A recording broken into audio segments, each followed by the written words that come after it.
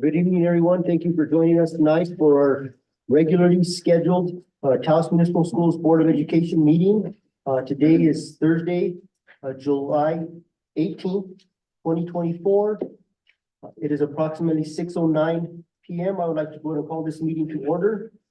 Madam Clerk, can you please call a roll? President Flores, Here. Vice President Gray. Here. Treasurer Trujillo. Here. Board Member King. Here. Board Member Concha. Here. Okay, at this time, we'll turn it over to Superintendent Leggett. Okay, just beginning, we'll continue with the new traditions. We have today for the Pledge of Allegiance and Land Acknowledgement Statement, student Jerome Lucero from Taos Middle School. Jerome is a 13-year-old straight-A student and entering the 8th grade at Taos Middle School and is the son of Jerome Lucero and Marisa Gonzalez and step-parents Cristina Lucero and Jose Gonzalez. Jerome has 7 siblings, 1 who attends the middle school and 4 who attend Enos Garcia. Jerome is a musician and is in mariachi. He plays the violin and is one of the vocals in the groups. He also is a student government and ski club member. He says that his favorite class in school is mariachi and that he loves the opportunities such as extracurricular activities the school has to offer. On his spare time, Jerome enjoys playing music. When asked about the future, although it's a little far away, Jerome says he would like to be a production liaison, which will allow him to travel from warehouse to warehouse and make sure that companies are meeting guidelines. So if we can welcome Jerome up to the podium.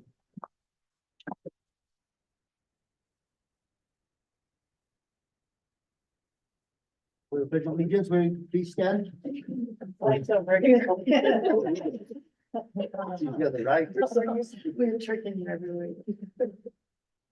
I pledge allegiance to the flag of the United States of America and to the republic for which it stands, one nation under God, indivisible, with liberty and justice for all.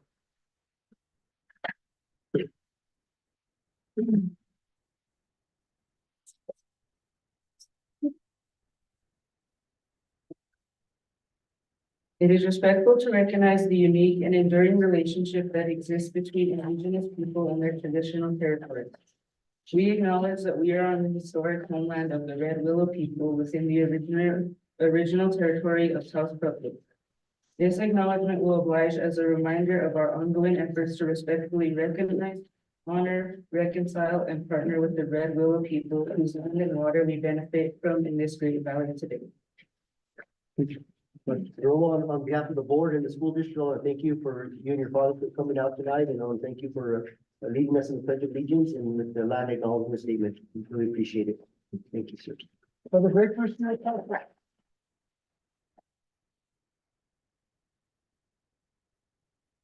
Moving right along is item E, approval of the meeting agenda. Are there any proposed or requested changes to the meeting agenda? Hearing okay, hearing no changes being requested. At this time, I will go ahead and make a motion to approve the meeting agenda as presented. Second. I have a second from Vice President Cynthia. Can you please call for the roll, Madam Clerk? President Flores, Yes. Vice President Gray. Yes. Treasurer Trujillo. Yes. Board Member King. Yes. Board Member Concha. Yes. And moving right along, we have item F of public comment. Is there anybody wishing to speak for public comment? If you're on Zoom, please raise your hand.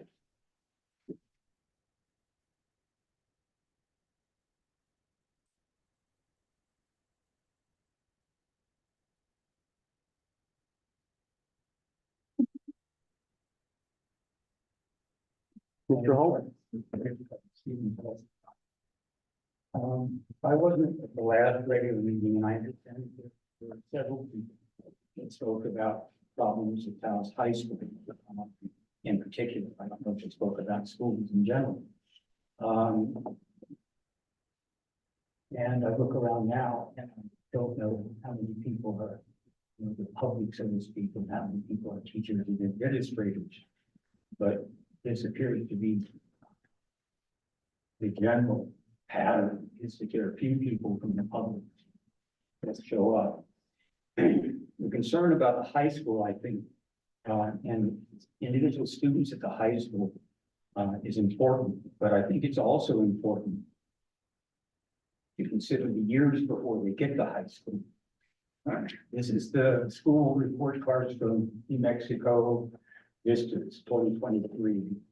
And what it shows, what it says, in regards to regular attendance, which means 90%, if you're there 90% or more of the time, that's considered regular attendance.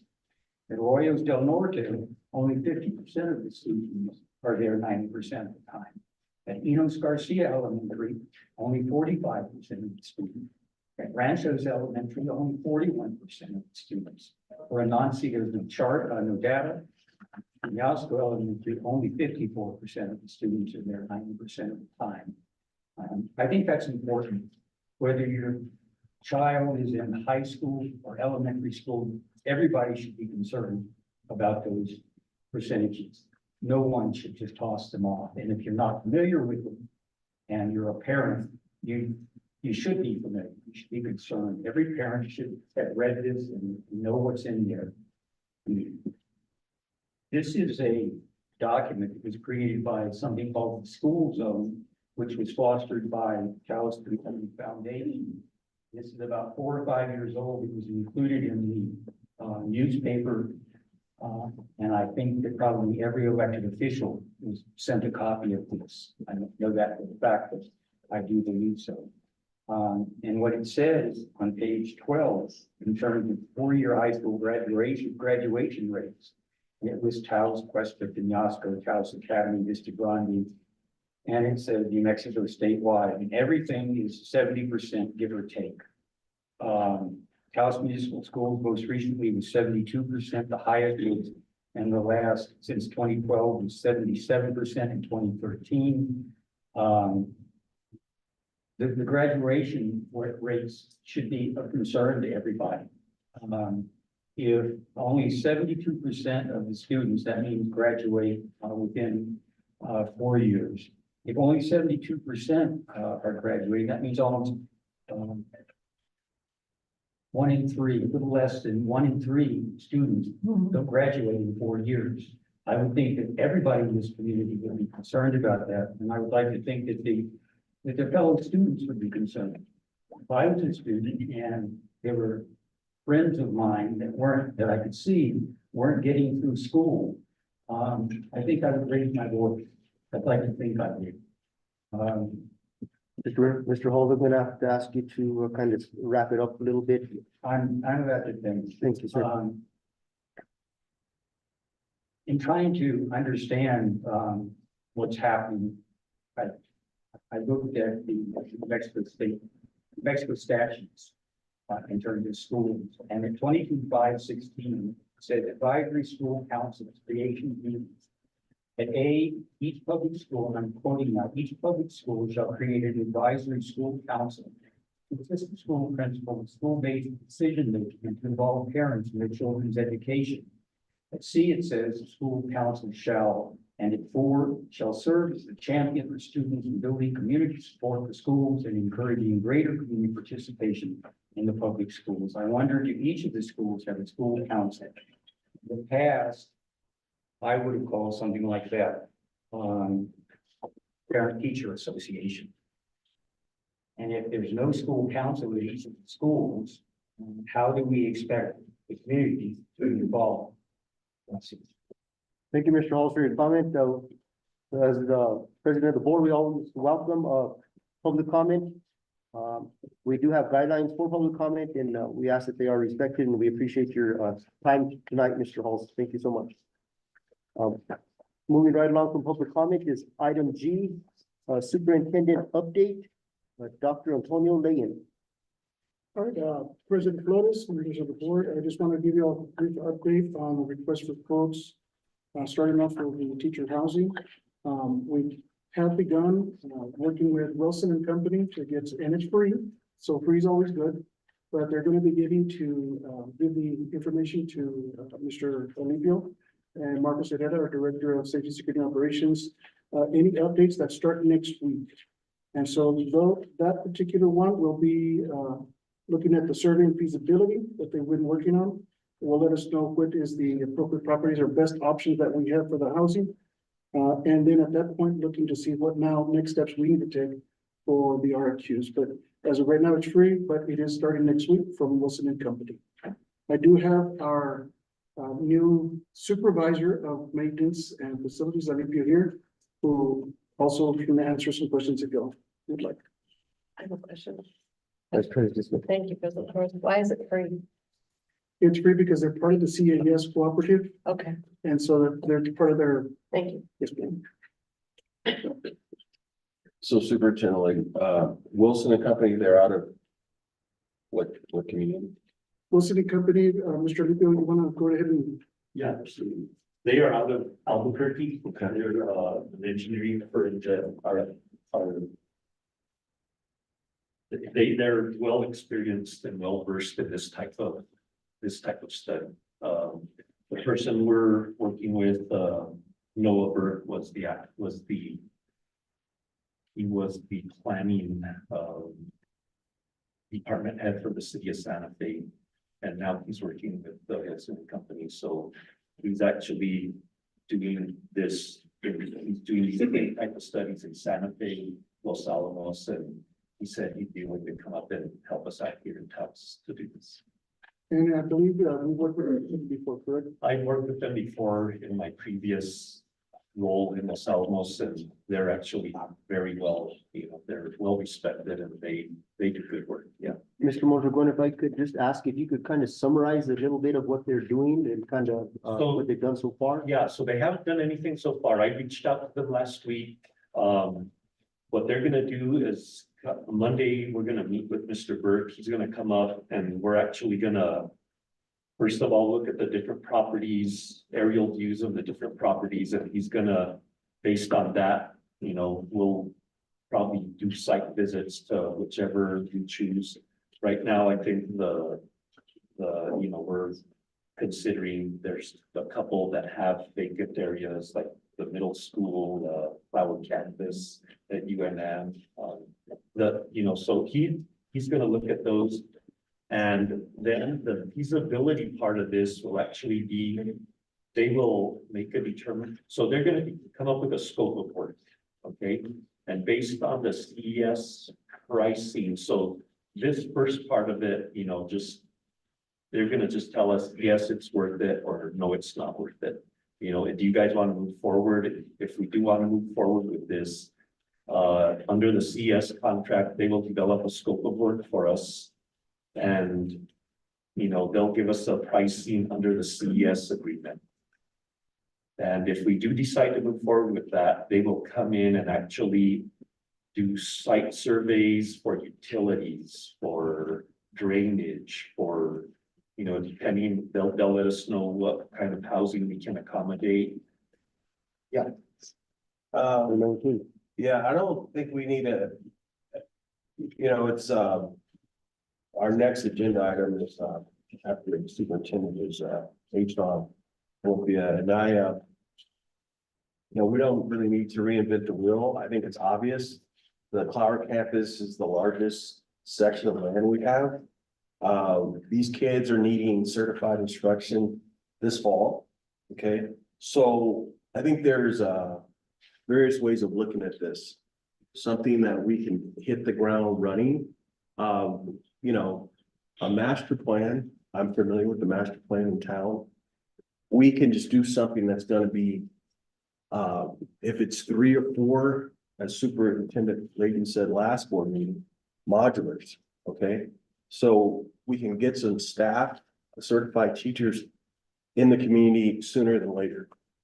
I mean, this thing can go on forever, okay? It can, And we don't have time for that. I mean, last board meeting, we had people here, the community expressing long-term subs. And, you know, we don't want to go down that road again. So, you know, we want to let them know that's tons of land out there, tons. Yeah. And it's beautiful out there. That's a desirable part of town. It's growing. I mean, there's a lot of homes being built. The campus, there's 2 40-acre tracts. I mean, you Right. identify. So like I said, time is of the essence. So the beauty of this is we can make it as big or as small as we want. We don't have to, we don't have to tell them we can tell them if that's the scope of work we choose, we can move forward with that as well.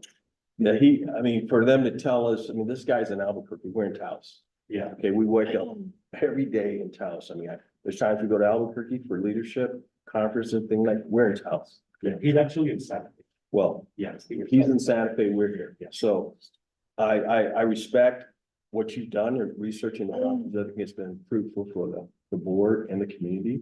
But we also need to just look at what is practical and costs and let's And that's the kind of stuff they'll tell us. They'll come up with, they'll give us kind of a cost estimate of what it would take to develop or to put any kind of housing we're looking at, depending on the zoning, everything we need. So it's up to you guys, like I said, we can make it as small as you want, and if you have an area that you really want to focus on, we can do that as well. Secretary Trudeau.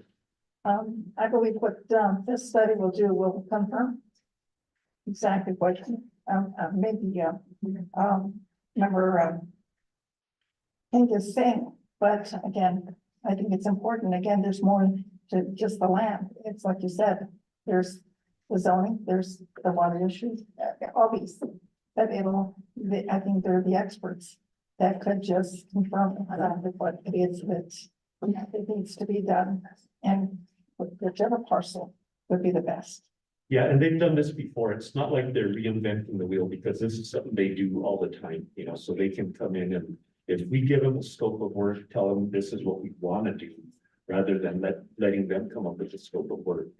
We can guide this whichever direction we want, or like I said, we can. Narrow it down. And one of the things we're trying to do, if I may, we're just trying to make sure that we follow the process. So that way, whatever parcel we decide to put our modulars on, that we follow the process of making sure that it's done correctly. So, but we'll do it expeditious. We're working on. Yeah, because these plans and reviews and plans and reviews, I built my house personally. A little bit, this is what I do for a living. So we have a need in our community. People are kind of had it over here, and we want to show that we're hearing. So, if it's 3 modulars, staff of 9 people are certified, I think that's what we need for now. And then they can do something down the road, more of a longer term, which would be great. I mean, we're not. And we can do that. We can start small, but we can tell them, to definitely leave us room for growth. Exactly. Okay, so like I said, we can do this any way you guys see fit. If I could make a comment, I hear Board Member King, we definitely want to move expeditiously on this, but there are processes and procedures that we must follow. I think at the end of the day, we want to look at what land is the best possibility to place some housing on. There's a lot of things that you mentioned, zoning, which we haven't, brought up in our previous conversation. That is something that we do got to look at. Obviously, there's residential areas all over the county and town, but there are definitely like various restrictions on the type of housing that you can put there, depending on the neighborhood. There's utilities. Stating that you're gonna be meeting with them next week, I'm sure that we can move this process forward rather quickly. They could bring to light some things that the board may not know, we're not the experts, we're not developers or, contractors. So I think we could give it an opportunity to see what they can present to us. Yeah, this would show that we're doing our due diligence to try to move this forward and, following the proper, we've got to deal with utility, septic, drainage, everything that's, there's probably gonna be a lot of permitting involved. We're gonna work with neighbors to make sure, they approve of what we're trying to do around their properties as well, so. There's definitely regards to any kind of infrastructure, building or construction where we have to consult with the planning department at Taos County. There's, owner building permits, there's contractor permitting. There's a nice thick packet that needs to be filled out by the owners that talk about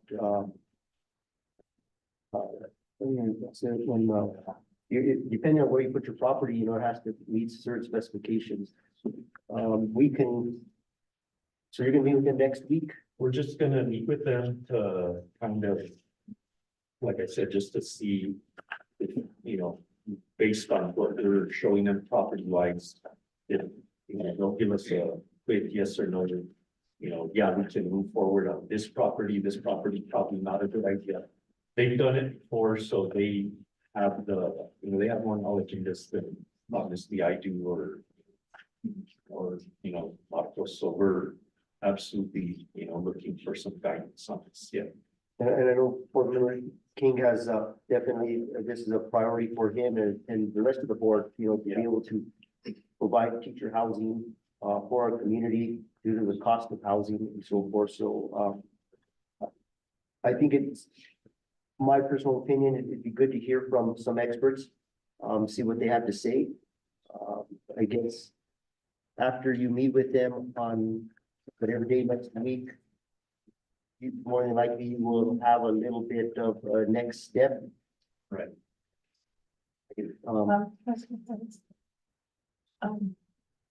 I mentioned, the idea to someone and they said, I was telling them what, was discussed in our conference this last weekend.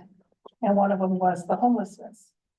And they said, well, if that's what you're going to do, and you have you have land, it would be nice to be able to find something that would work for the homeless in a sense that for the student part of it, to where if they need a place to stay or emergency place to stay or something like, I'm just saying exactly what they said.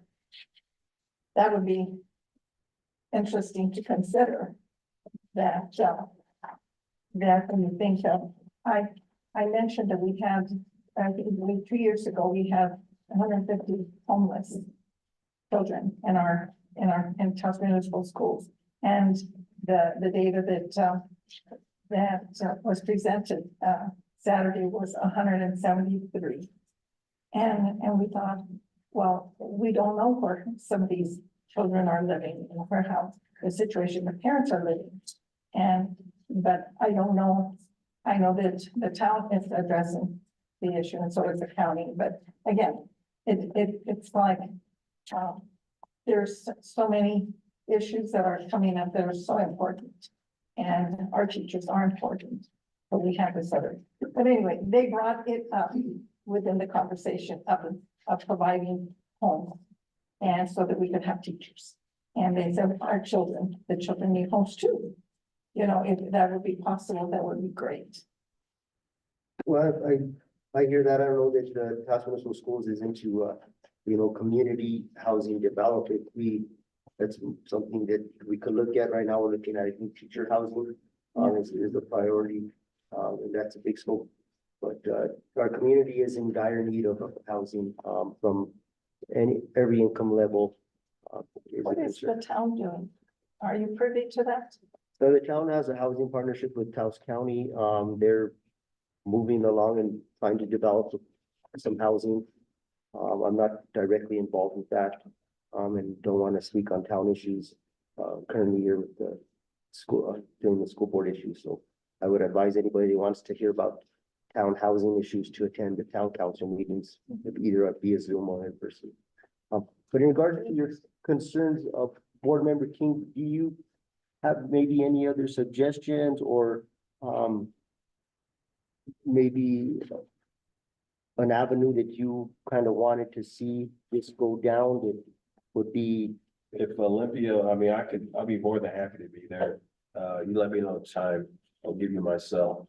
We want to be very specific. I mean, this, like I said, planning, architects, they like to have drawings and renderings. This is something that we can do very simple. Modulars are amazingly built now, 2x8s. Like anyone has seen them lately, it's like being inside a custom built home. Our need is immediately, this fall. So we can get, well, the thing is, let's shoot for the best and let's fall. If it's the end of this semester, let's see. I don't, it's July 18th. Okay, so it's not on the question. Monday, Tuesday, whenever they come on here, let the gentleman know. I'll be more than happy to take time out of my day and let him know the urgency so he understands because it's great that right now it's free, but that's the most obvious place. I think, that's large tracts of land. There's manufactured homes out there, I know, in my course of business. And let's do it right, obviously, because this is public funds. But let's address it sooner than later. So I think one of the biggest things that we're gonna get out of this is they can actually give us a cost estimate of what it's gonna take to do this. Yeah, the Maybe infrastructure. 3 or 5, or we need to know. Yeah, what the it's gonna cost infrastructure. to do this. Yeah, like I Start said, to finish. everyone has to get a permit. Yeah. And it'll be X amount of dollars for this and we can take it from there because it has to be done compliant. Yeah. And with that, thank you, Olivia, for working on this. It's a very important community issue. It sounds like Board Member King would like to hear what they have to say in regards to kind of the proper way to approach this. Board Member King, I would ask that you would coordinate that meeting with Superintendent Layton. Being that we worked through the superintendent with staff. And Superintendent Layton can coordinate that meeting for you as a board member. Sounds good, President. Thank you, Mr. Montalbano. I appreciate you looking into this, and then definitely we want to hear an update as soon as possible through superintendent, maybe at our next board meeting, or if it has the ability to move faster and we need to have a special meeting to approve something at the board level. Yeah, looking forward to it. Yeah. Thank you, sir. Okay, sir.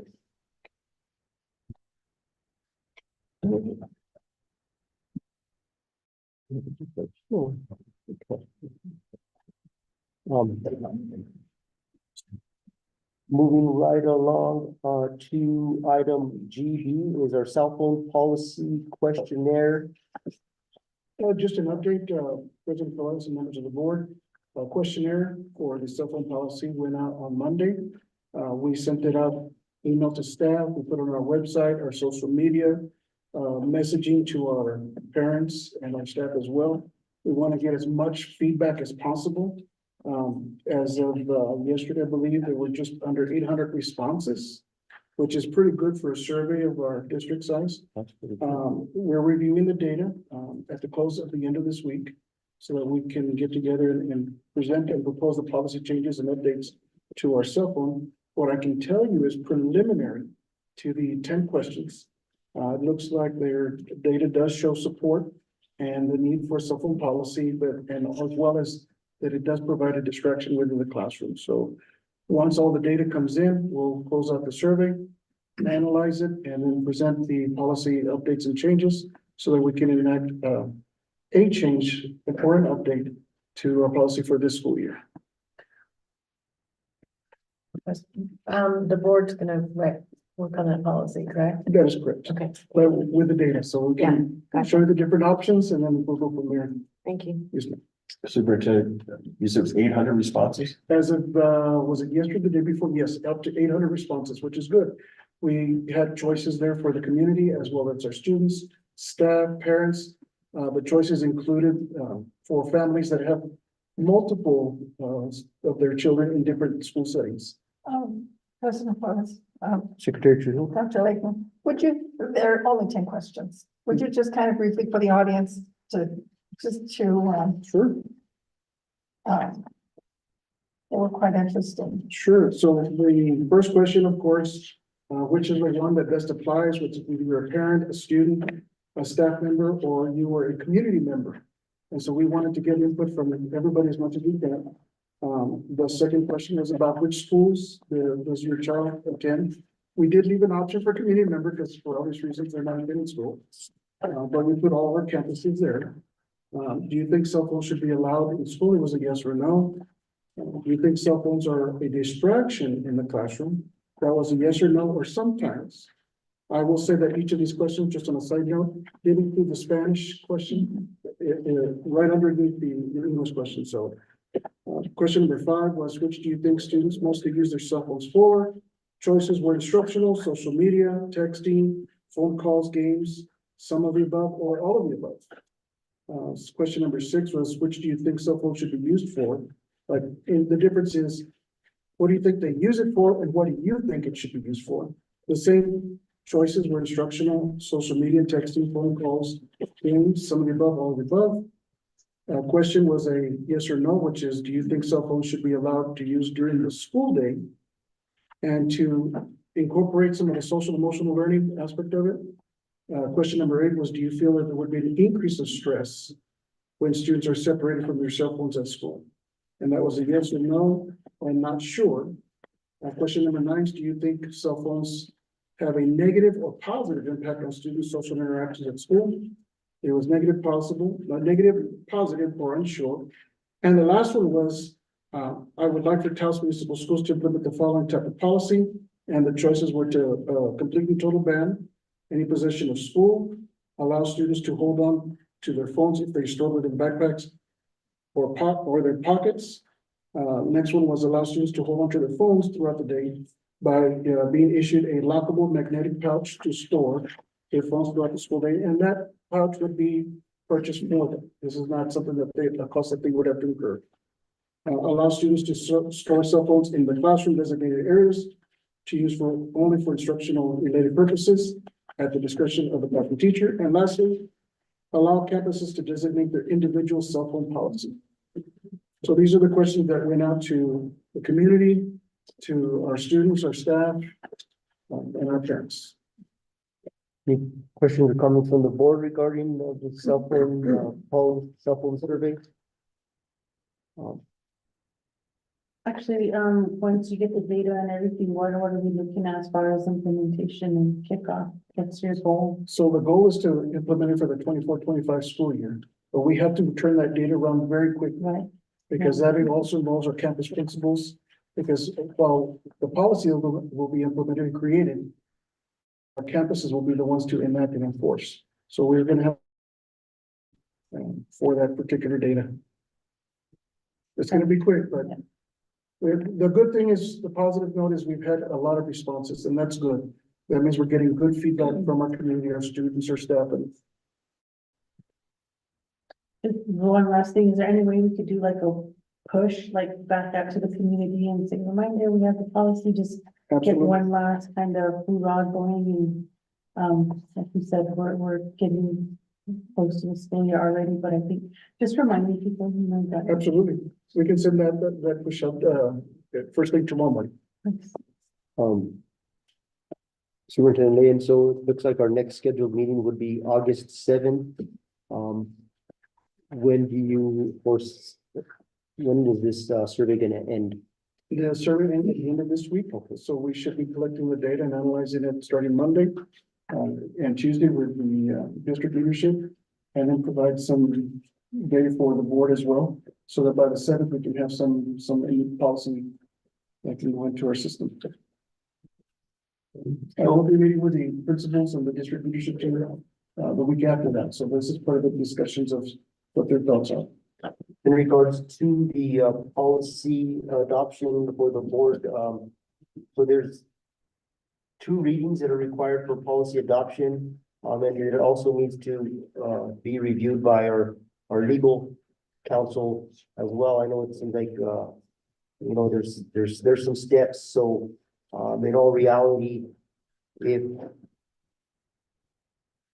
August 7th being our next scheduled meeting, having the data being collected, if you guys can compile that data prior to August 7th, maybe present the board through legal counsel with some policy language, would be the most expeditious turnaround on that. I'm not sure if it could be done August 7th. But we would need to have some policy language. We're not all policy writers. I think we could have input into it once it's presented in front of us. But at the end of the day, there is also, in regards to not reinventing the wheel, there's cell phone policy that's currently out there. It's probably utilized by various districts.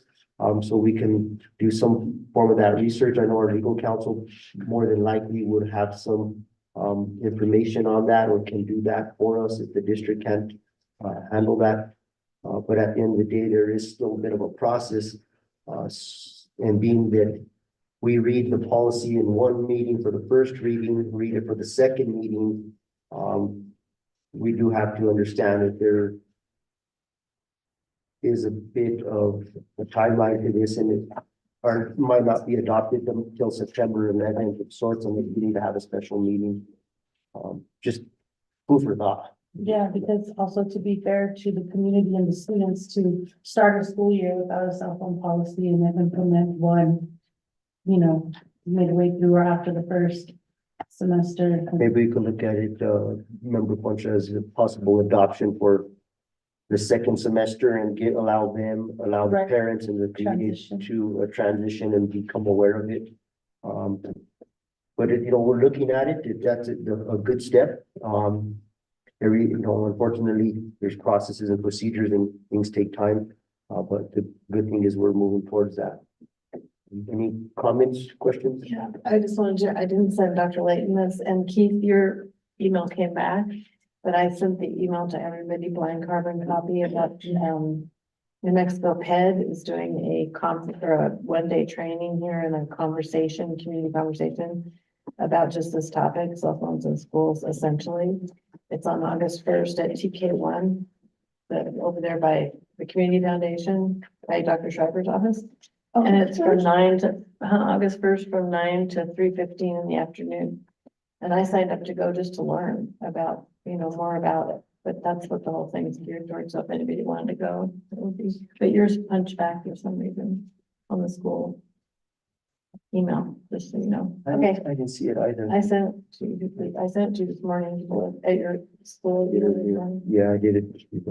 Okay, anyway, just wanted to announce that and anyone can go, the whole community, anyone can go. It sounded really good. And PED's doing it, so we'll have some good speakers. So, if I may, Dr. Lane, if you have time on your schedule, if maybe you could attend yourself or Associate Superintendent Herrera or Ms. Wondergon in your place, but it'd be nice to have somebody from the district there to kind of report back as to what the conversation was. And I know everybody's busy, so you could. They might record it too. They usually record those things, so maybe we could watch it on recording, test that out.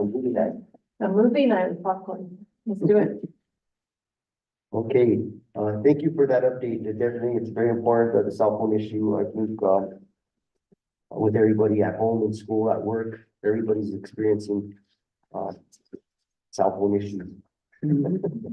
Okay, moving right along is item GC, school day start times. I had asked Dr. Leyen to discuss the possibility of starting the school day earlier. I have heard from the community, some concern that school starts after 8.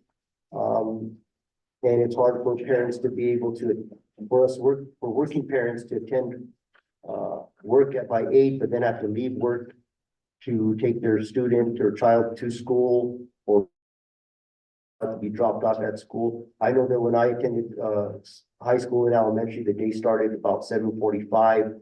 We're at 7. I can recall. So I asked Dr. Lane on this, Dr. Lane. Correct. So, we did run an analysis and looked at the staggered schedule. See the pros and the cons of the impacts of family. One thing that we did, kind of run into is, of course, the collective bargaining agreement, where 6.5 hours of instructional time. So if we move any times prior to, we also have to consider the impact of the, hours of teaching, which means the earlier time could potentially mean an early release for our students. So, that's a possibility. We also looked at potentially having a little closer time frame with pickup, and there's potential for it, but it also could mean some of our elementary kids are on buses a little bit longer. There's potential for, the conflict with, older age students with younger age students, if we could try to squeeze in that time. So we did run an analysis, but I want to be able to, introduce our new supervisor of transportation who's here tonight, Samantha. If you want to come up, she's our new supervisor of transportation, so I also had her come by tonight, so she could talk a little bit about the analysis report that was done, so if we could figure what would be for an earlier time in school, and what would it mean for our high school and, our secondary and elementary routes. Well, hello, everyone. Yes. So yes, Dr. Layton did, propose a question and asked what we thought it would mean if we were to consolidate or make the times equal for parents. It comes down to an issue of logistics. There's a bus driver shortage, and obviously bus drivers can't be in two places at the same time. So, that's an issue. Another issue is if we were to work it out, many of the students, as Dr. Lane said, would be on the bus much longer than what normal. So you could potentially have kindergarten students on the bus for up to an hour and a half, 2 hours. So it's really a logistical issue on the transportation end. May I ask you, Ms. Samantha, in regards to bus drivers being in two places at one time, what do you mean by that? So if your secondary schools dismissed at the same time as elementary schools, they could not be picking up secondary and elementary schools at the same time because they'd have to be in two different places. So the way our buses are aligned is the same drivers run two routes. They run a secondary route and an elementary route. So they run that secondary route prior to the elementary route. So when they finish delivering the secondary students, they proceed and run their second route for the elementary students. That's why they deliver about an hour later, second hour difference in their times. May I ask, so the high school and the middle school start the day earlier? Or No, it's the drop off and pickup time. So, secondary school, middle school begins at 7:45, high school begins at 7:50.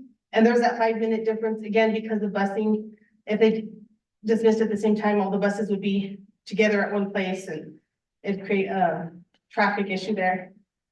Then the elementary students, it's 8:30. It gives time for the drivers to pick up those students and get to the second school.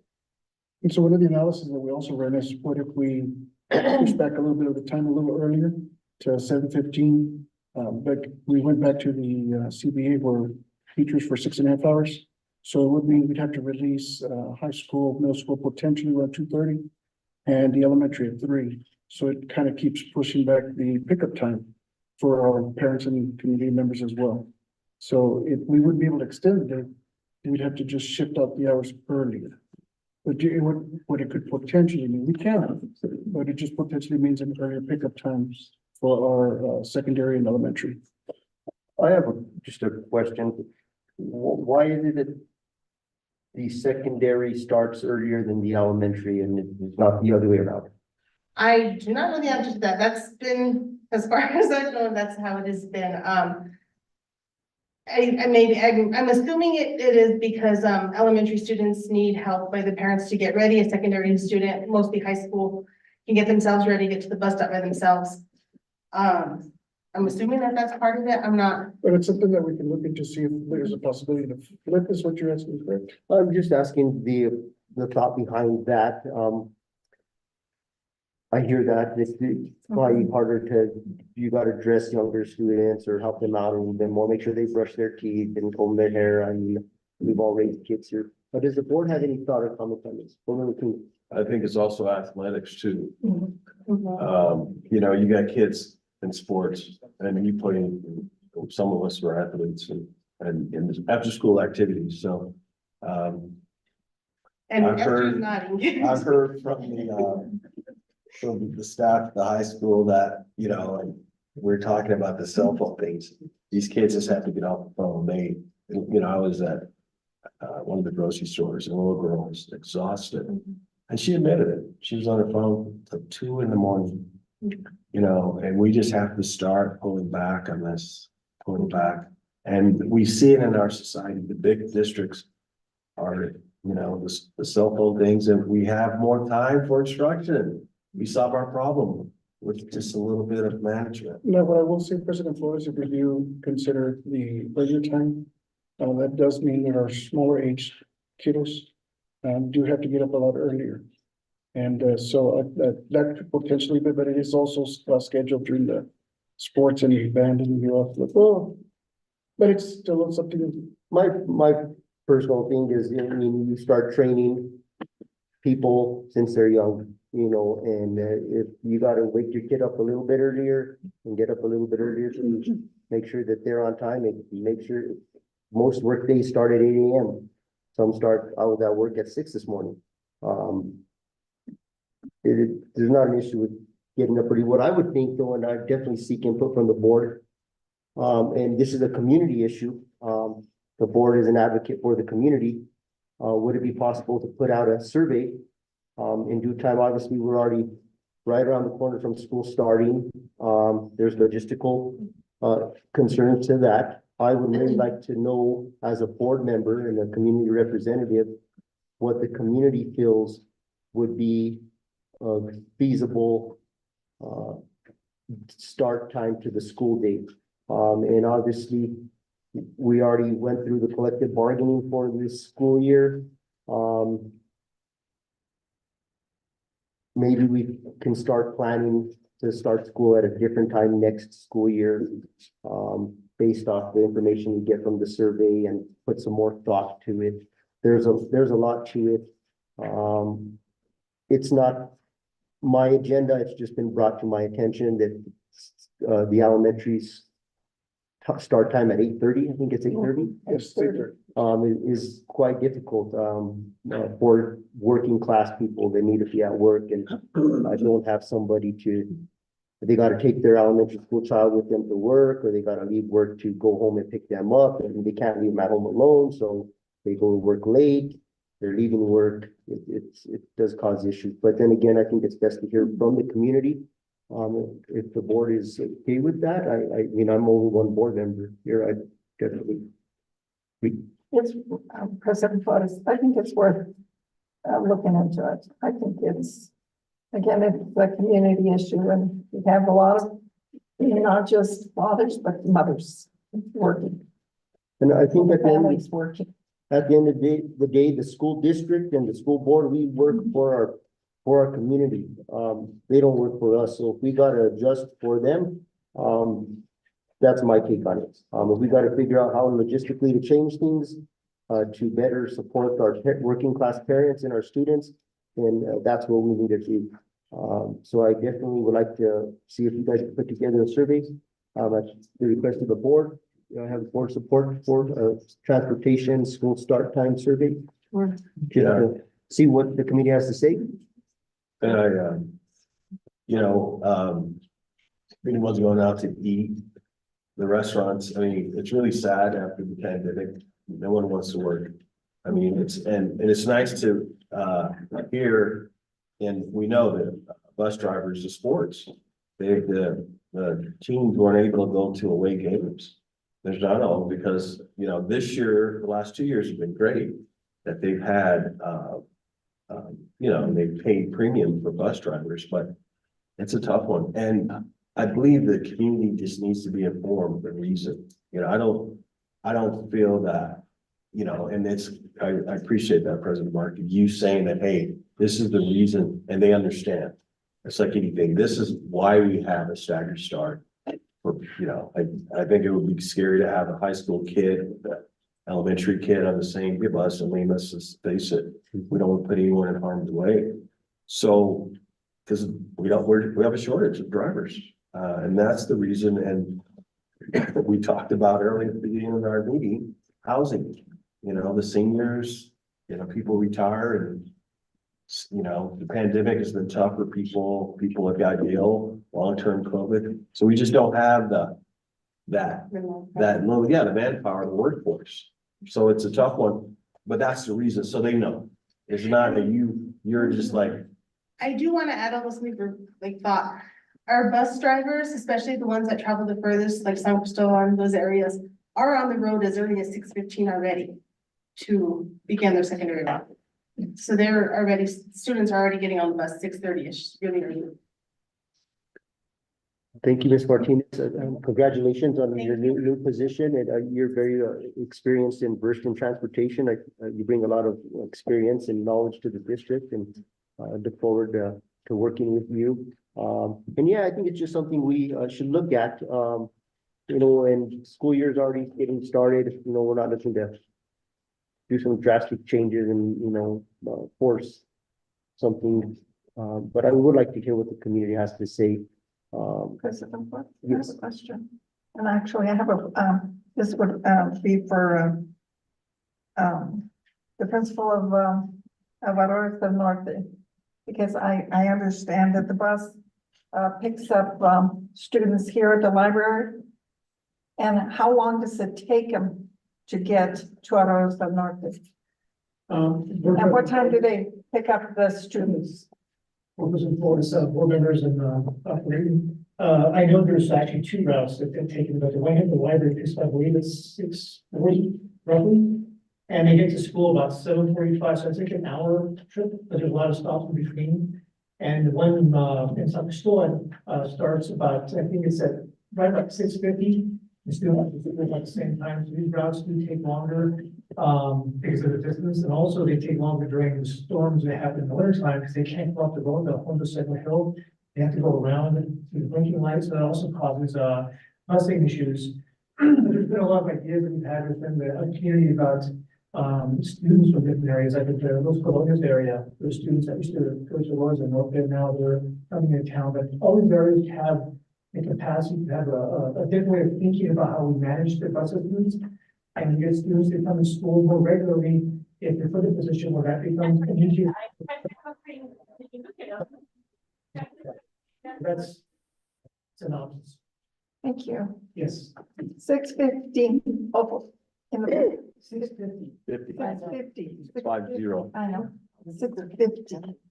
Oh, it was 6:15 for the By bus. 6:15, they start. Yeah, yes, for the 6:50. Well, thank you, Ms. Martinez. Thank Appreciate it. Thank you. At 7:00. Thank you. Right. Well, it's a good conversation to have. Moving right along, item H is our district update. HR vacancy update, Mrs. Esther Winter.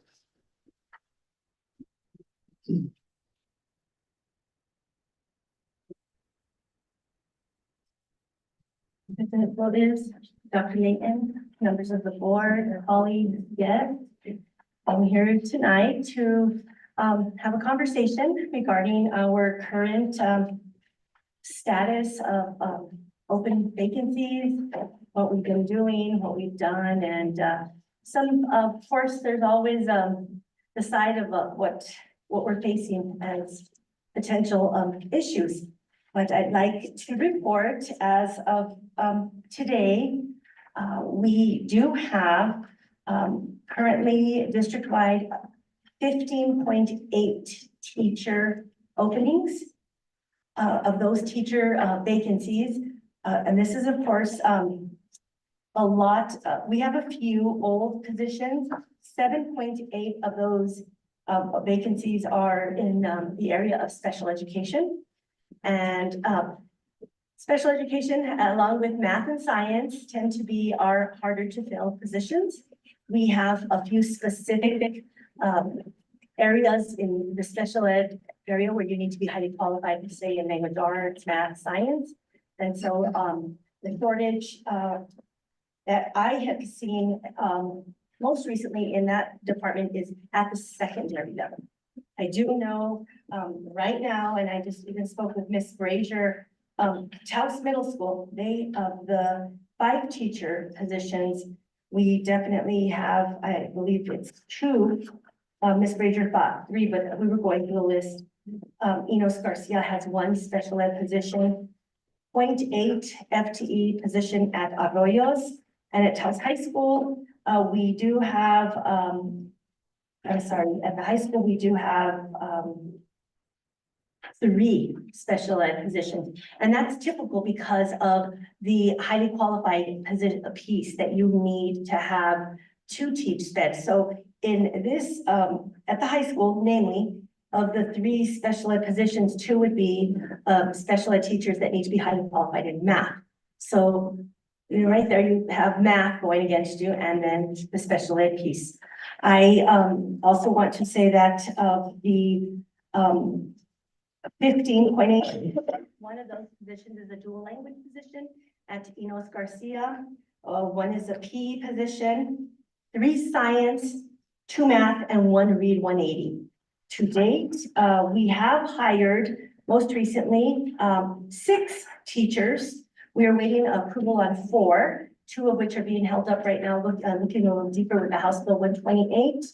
And of course, we also have a few administrative positions. We have a position at Ranches Elementary, an assistant position. Actually, Dr. Serna Madmon would like to see a counselor in lieu of, and so we were last minute having some changes there. We had some grant monies that came available with the CLSD grant, and so we have 4 positions available there when it comes to coaches. And we also have a dean of students. As we have staff vacating positions to go to other positions, obviously it opens up positions. And just to kind of give you Taos High School, of the 6 teaching positions that we have, 2 are science, 1 are math, and 3 are special ed. We do have a Native American liaison position that we just got that recent resignation last week. We have a dean of students opening, 2 security guards, 1 transition coordinator, 1 daycare EA, and 1 IEP specialist. Many interviews happening district-wide. The principals are all back full-time from their short summer break, and are actively now in the process of picking up their packets, interviewing, and we are just really trucking along to try to get these positions filled as soon as possible. In the area of the security guards, Mr. Herrera did mention to me that one of our security guards who resigned in this year would like to come back to the position, and the daycare EA was just yesterday, a vacancy that happened yesterday. So it seems as we fill a position, then we get a late resignation. But our hope is to most definitely fill the classrooms. Obviously, that is what we all want. We do not want to start the year with the number of long-term subs or educational assistants in those positions. And unfortunately, that's what we'll have to do. I am very hopeful that with the new collective bargaining agreement, where we offer a stipend to our special ed teachers, the retention stipend that we just started paying retroactive to the start of this year, will be an incentive to either recruit and maintain the special ed teachers. Ms. Winter, if I can, and you let the board know one of the ways we've been able to work with, Absolutely, yes. Mr. Flores Layton did state, Dr. Layton did ask me to look into what seems to be and is one of the obstacles where we have had the House Bill 128. It's holding up positions when in the law, of course, I'm sure I don't have to get into detail about that. We have the requirement, all of the school districts and the school districts have up to 30 days. Most school districts are very good about not holding the 30 days. If you have a House Bill, fill it out for the other district and vice versa. Of course, we do have some issues where we have to involve our legal to answer for some of the House bills. So Dr. Dayton requested, that I look into the possibility of changing, our offer letters. In other words, we would be able to offer employment and then complete the House bill. I, of course, was very hesitant because of the law, and my hesitant came from, we don't want to start offering, letters and then, of course, if we have to, discharge a person. And after talking with legal, it became more of, okay, it's not best practice. However, because the offer letter is a pre-contract, she used the language revoke, which is better. It sounds better. Revoke the offer. It just sounds better than a discharge immediately without even a person starting. So it was as simple as changing our offer letter to newly hired staff. So I'll jump back a little bit. So if a principal or director, they finish their interviews, they've completed their reference checks and completed the packet in its entirety, then they would turn it into HR. And Samantha was my House bill person, and I'm really gonna miss her in that area. And she was on it immediately. And then it could take immediately within a few days, depending on if the applicant had worked with children or not. And even then you have to look into the ethical part. So we still have to look into all employment back to when they were 18 years old. So you can see why if somebody who's 65 applying and they've worked with children since 18, we have to go back 40 some years. It's a very, very task. It's a hard job, but to do it right, we have to do it this way. Ms. Winters, may I Yes, ask? Mr. So staff, you and Mrs. Martinez are the ones that do the research for the House Bill 128, or you looked through their employment history? Correct. And actually, it was Miss Martinez who I assigned that position to, and it really has consumed her to do it right. And she has done an excellent job, because what we have to do is we have to show proof that we did our due diligence in checking. And if the applicant is truthful, they have to list that they volunteered in a camp in 1972 in Florida, or they attended or they worked as a teacher in another state. Because not all states are bound by House Bill 128, we do get the replies that they're not bound and they don't have to do that. We have to show proof that we actually took the time to look into it. Most entities, if they're outside of a school district, they're very good. And the others that just don't respond, or they're just not in business anymore. I mean, if you list that you worked for a parochial school in 1983 and the parochial school is no longer, then we have to show proof that I looked as far as Googling and looking to see that the parochial school is no longer, and then documenting through emails. And we have to show the binders and books of the process. So it does take time. And so we thought one of the obstacles, if we would maybe perhaps not lose a few teachers to some districts or charter schools that may not be following the law. And at that point, we're supposed to report the other entities that they're not following, but that's for another discussion. And then we would offer, like we did in the past prior to House Bill 128. And one of the contingencies of the letter is the offer of employment is pending our letter before we added the change of state's funding, student enrollment, that you meet all certifications of the Public Education Department by the beginning of the school year, and passing of a required background check. We added House Bill 128 ethical misconduct requirement.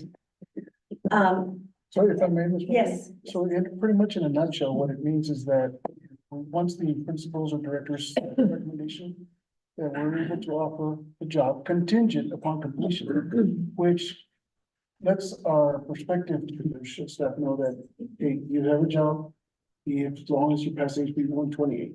Whereas prior to that, we would wait for completion of HB 128, which could take up to 30 days before we'd offer a job. So at least we have that contingent offer that would give I would say the confidence to our prospective applicants that they have a job as long as they complete the HB 128. So it's just a way to allow our staff to be able to say, hey, you got a job as long as you finish, and hopefully not lose a few of those high quality instruction teachers. A question for Ms. Winter. What was that incentive that you said earlier about? Yes, Mr. Flores and, Mr. Sweeney, the, collective bargaining agreement, we had the retroactive piece to the start of the 23-24 school year. The school board did approve a little over a month ago. One of the negotiated items was an incentive for our special, education, teachers, mainly, not ancillary staff or others. It actually is predominantly teachers, and that is a 2,000 stipend that if they stay employed, and there's this criteria as part of it that Ms. Brazier has to go through to ensure that they are meeting the requirements of the teaching component, and then the recommendation they would get an additional 2,000 per year on top of their regular salary. We're hoping that that would entice individuals to want to utilize their special ed credential, because we often have staff that have dual certifications, but they just don't want to teach in the area of the special ed, the special needs area. So, well, we're hoping that that would not take away from another area, but to entice and actually part of a retention piece for that. Because at the end of it, and I really am grateful that you're looking at the teacherage piece, because I know that that was part one of our discussion, because that is really the big issue with the retention. Now, what we have to look at and dive in a little deeper is to see what areas, and it is difficult to find math teachers, science teachers, and special ed teachers. And because of the special ed credential, when they have a K-12 credential, but when they teach at the secondary level, they have to be highly qualified in the content area, as opposed to self-contained at the elementary. So you can have a K-12 special ed license and you're okay to teach all content at the elementary level. But once you get into the secondary level, then they have to be highly qualified, and that is either through CKE, the testing requirement that they have to take for the content, and or credentials as far as college up to 24 hours.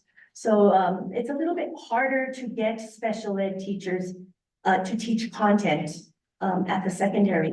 But I'm hoping that we, with the 7.8 of the 15.8 that we lack right now, that we just, hopefully the stipend will be one of the things to leave. Yes, will be one of them. Other than that, I do stand for any questions that you may have. Yes. Thank you, President Flores. In regards to the Native American liaison, will that person be certified? Yes, that is correct. And what schools will they be covering? Just high I school believe it or- was district-wide, working under Ms. Ray Lujan, and this was the position that Ms. Kelly Fahey was, she transferred into, and then she resigned. So it is a certified position and should be a position district-wide. And will there be, this may be further down, but if there'll be a consideration to have a native bedroom, or will it just be a native ed office? And that is a good question, and Mr. Flores, Ms. Concha, I do know that there was discussion amongst Ms. Ray Lujan and Ms. Renetta Mondragon with regards to that. It must have been something that was just brought up not too long ago. And so I'm sorry I don't have the answer for that, but I'm sure Dr. Dayton will be able to ask the questions of Ms. Mondragon.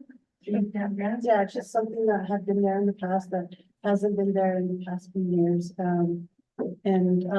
Yeah, one person for the entire district is, that's quite a workload. I don't know if there would be a consideration for like an assistant or something, but I do know that the last liaison at Taos High School really had the husband with the high school alone.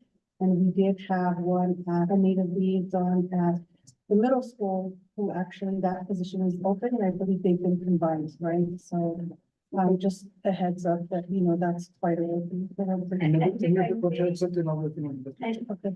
And then forgive me if I may, it may actually be the Native American liaison for Taos High School only. Because I did list it, I did see this Taos High School. I am more likely wrong than it is district-wide. So it is listed under the high school.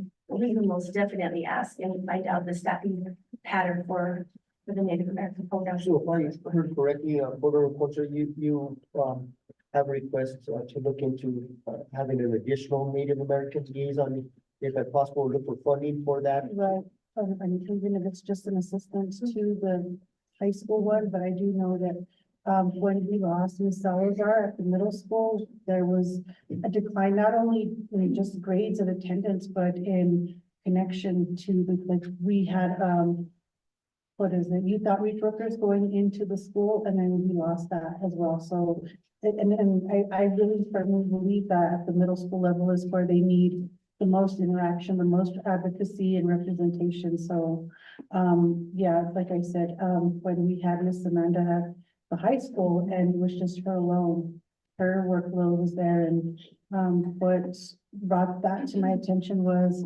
I believe in the 2022 school year, we, the first semester, 95% of our Native students were failing, and she was scrambling to do what she could. And that was just the first semester.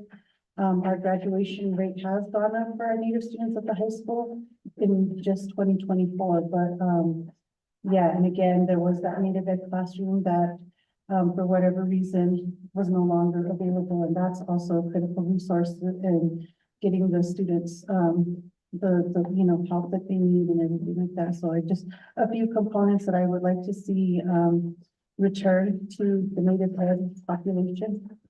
Would a Native liaison like EA assist, so maybe that they're at like the high school, Right, so that you while don't- she could go out and do other stuff, and then Correct. maybe she'd be assigned at the middle school Yeah. a couple days Right. while she's out. Yeah, and I think if you have a certified position for the Native liaison, you don't necessarily need an assistant to be certified, so it opens it up, That's something we could look into. absolutely, we'll go ahead and review and see what the possibilities are. Thank you. Does the board have any other further questions from Mrs. Winters? Mrs. Winters, I just have a couple questions. On the consent agenda, we have, and Ms. Frazier has brought many of these forward to us prior. It's to contract out with companies that provide us with special ed teachers. In your history with the district, is this something that we've always seen, always done, or is this kind of coming more in, I guess, recently, yes? Mr. Flores, yes, we've only been contracting with, say, Therapia, and I believe there's another one, Ms. Frazier will know. And, this will be our third year that is the case. And, Therapia has provided the last couple of years, in the area of special ed. I do know that there are other non-special ed areas that they offer as well. And their teachers are, we are part of the, and unless it's changed, but part of the agreement with, say, Therapia, we must maintain and continue to post the position. And they bring in teachers that work an hour longer than our teachers. That's part of their contract. And we have had at least 6 very successful teachers throughout the last few years. And if there is in the contract that if the district is unhappy for whatever reason, then I know Ms. Frazier is able to break that contract, I believe. And there have been times where after their contract and that no compete clause, then they want to apply for district positions. And so we've been happy with that because that was something that we kind of used as a Band-Aid. Well, we definitely need to be able to provide those services for our special ed students and their families. Just another follow-up question to that. So we have trouble within the district recruiting special ed teachers? There's a shortage, I'm assuming, are they applying here at the district? No, No. they are not. Are we posting? Do we have posted Yes. vacancies? Yes, and our postings, we will always maintain the open date. This way we track that, my goodness, this position has been open since 22. That's And, my question. And so Thank you. that's, but we're. I can say is one of the things that we have done is, on social media, which we can get the bigger hits, because of course it's out to the world. We have also included the website to look at the applications, as well as put on there full-time and part-time. So that we can find other avenues and not just exclude any part-timers, maybe retirees who want to come back, or others that have been just out of the profession for whatever reasons, but we are putting it out there that we are also looking for full-time and part-time. In regards to posting our position, do we broadcast like nationwide? There's that kind of costly. Can we start maybe doing that? I mean, there's people out there that are already retired from previous career that would love to come to Taos, I would assume so, and maybe have an educational background and say, you know, I'm already retired, I'm getting a retirement, I want to teach again. I just saw a posting in Taos, I'm gonna move there, they can afford to do so. Can we try to extend our outreach? Okay, so Mr. Flores, advertisement is very costly for sure. That does not, has not stopped superintendents from, wanting to stick to maybe the Southwest or using the banner or the piece that Taos News has, the online piece that changes I think daily. we need to get I out think more. that was very, proved to be beneficial, quite costly. And I know that we did that under Dr. Torres. We had that, and she was very adamant about that, piece with the banner. And I'm clearly not using the right, or proper, what it's called on the Taos News, live that they do. That has proven to be very well. But what I can say about out-of-state applicants, there is the reciprocity agreements with most states. Meaning if you hold a credential in Oklahoma for an elementary, they call it something else. It's typically not a K-8. They call, all states have their own state, what they refer to as elementary, secondary, and specialty areas. Is that not always do they reciprocate. And then a lot of this applicants will apply and, we send them through the process to get the reciprocity going. And because we do allow for them to apply with the license and get going on the reciprocity. And then to their surprise, oftentimes their license does not reciprocate as they want. And instead of a level 2 that they were expecting, they may only get a level 1. And so we have seen where it has been successful that the out-of-state individuals come in and we reciprocate it, we help them along the way, and then we get them placed on the proper salary schedule. But we also see the problem when a license in another state doesn't reciprocate and they may need to take additional coursework. Say they're applying for a position that requires a reading endorsement. They may need to take a semester of reading across the content area or something. So it does get to where it's a little bit of a gamble. And we don't know until they actually try. But the other piece is the cost of advertisement is it's an exorbitant amount. And so it's always a good thing if you can. To final comments, and since Vice President Spray has a question, and I think we've attacked this subject enough, but we could attack it again at a later date. Something isn't working that we're either not looking and broadcasting our net wide enough, and we should try something different. And I'll leave that up to the superintendent and you all to try to figure out a different approach or maybe tweak the approach. But I'll put it in my kind of perspective. When you continue to fish in the same hole and you don't get any bites, you need to move on to another fishing hole. So I mean, if we're continually advertising in the Taos News or the New Mexican just to say that we're advertising and we're not getting anything, we need to change our approach and we need to try something different. And Mr. Flores, this is not exclusive to Taos. I did do some comparisons with other districts and just looking in like Espanola, they're lacking 18 teachers right now, Aztec 12. This is not just what is an issue. I know, Nationwide, but we but- want to attract the cows. Yes, of Everybody's course. different. Yes. And I know the nation is going through the same stuff, but, we want to entice people. We want to try to do something different. I know you guys are working hard.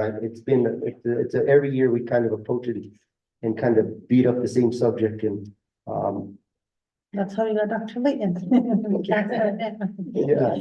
yeah, so. That's not quite. I do have. Hold on, guys. What Vice President said is, I've been holding her up. It doesn't matter. It's a real simple question, but thank you. And I agree totally with what Mark said about, going farther out, reaching farther out. Something's gotta give. Even if it costs money, it'll ultimately save money, because we'll have more students probably that stay. I had a question about your applications. When you post an application, what is the amount of time you leave an application open? It is the requirement of 5 days. We do have in our procedures 3 days if it's an emergency situation.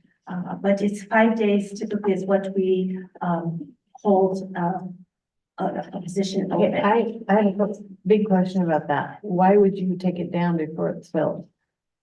If your application's posted and you don't get any answers, We don't. you take it down in 5 days? No, okay, I misunderstood. No, the position will stay open. And we've had positions open since 21, 22. So what were you answering? Is once we have a pool ready for the principal or director they feel comfortable with and say we have even one applicant after 5 days. The reasoning for having the position open for 5 days is to have it open for everybody to be able to apply, because then that's on the reverse. That is one of the complaints. Well, I never even saw that it was open for certain positions.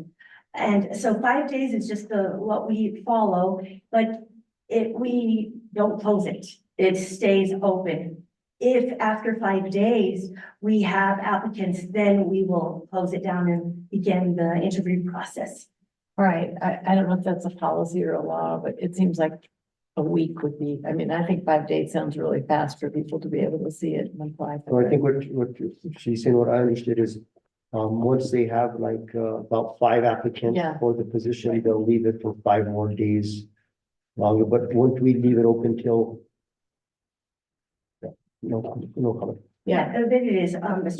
you know what I'm saying, don't you? You I understand what think I'm so. saying. Okay. I think I do. But a position will not be closed until we have candidates ready to give to the principal or More than director. just one, correct?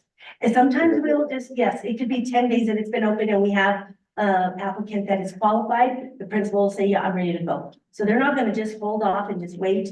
But there are times the principal or director will say, you know what, let's leave it open just a few more. Let's see if we get a few more applicants. Well, it goes hand in hand with, what Mark was saying about advertising big and, we'll probably get more people applying. Thank you for your time. Well, I was just gonna mention that the 5 and 3 days, the minimum amount of time required to keep it open, so that we can start getting the process of interviewing. So 5 days is a typical standard time before we can start the interview process. 3 days in an emergency, but we can keep it open as long as it takes to get a position in there. That makes sense. Thank you. Board Member King, you had a question? Yeah, a couple for Ms. Winters. So, perfect world. You just lost a staff member to another department. So you're just one stopping. How many people you feel you need Ms. Winters in HR right now? That would be, so you could fully address what's going on. Your needs. Thank you for asking, Mr. King and Mr. Flores, to answer your question. Currently, we have myself and 2 others, and I think we're fine as long as, I can replace Ms. Martinez, and of course, Dr. Dayton said I could. We're busy, just like everybody else, and we are busy, but it is, I think we're good. We don't have the space. I wish, we really could use Let's just say other you people, could but get the it's, space. You're window shopping, I'm window shopping. okay? Well, if I'm window shopping and I compare myself to other districts where you have HR departments that have at least 4 or 5, a district our size, one just for personnel files, one for, but you know, that of course, that's in a perfect world. I look at districts even smaller than ours and that they have 3 under a director. But you know what, we're fine. I think we're good. I understand the money So we're here. situation. Ms. Winters, we're here to help and let's not be bashful. I know we're in the board meeting, but just, so are you short 2 or 3? Just ballpark. Ideal. Ideal and reasonable, 3. Okay. And that, Mr. King, I really do appreciate that. And I know that, Dr. Layton was, actually even wanting to assist with that by saying that the new receptionist, financial specialist, that they could help with the exorbitant work with the House bills. And so that, thank you. It's like, thank you. It is just, to do it right. Yeah, because Everything, to do things right takes time and Well, thank you. from what I understand, Dr. Leon is doing a, wide assessment and, obviously he's, been with us. How old are you now, sir? 9 weeks. 9 years.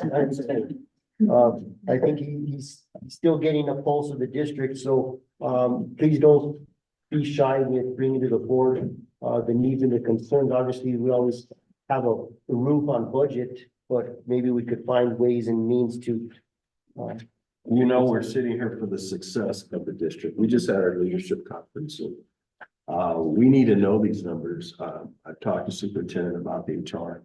And there's people in our community. We have a lot of resources and people who are esteemed in their careers and now they live in Taos. So we want to see how we can succeed this one, because I know you come to work every day ready to address the needs. We just need to, as President Mark said, we can't keep doing the same things and expect a different results. So let's try to, have a strategy to succeed. I hear you, Board Member King, and I think that's another thing maybe, superintendent, we could look into. Obviously, we have been looking into a lot of things along with the other things that you're looking into on your own. But maybe see how we could, have somebody that can assist Ms. Winters along with assisting, like you spoke about that HB 128, receptionist that will work with finance as well. So there's another thing, that we could look at. Absolutely.